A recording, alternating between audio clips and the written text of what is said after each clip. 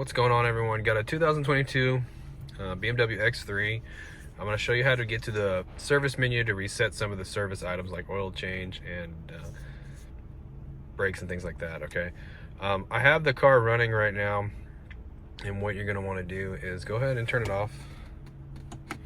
All right, and when you have the car off, to get into the menu, the first step is going to be to hit the engine start stop button 3 times in a row. 1, 2, 3. Okay, my foot is off the brake too.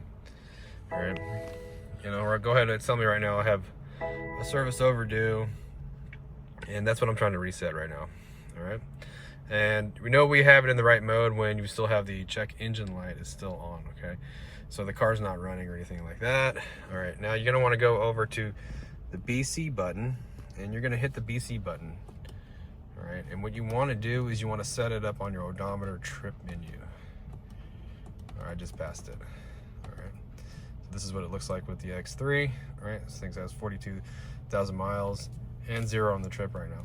So what I'm going to do now is I'm going to press and hold down BC for 10 seconds, okay? And then it'll bring me to the service menu.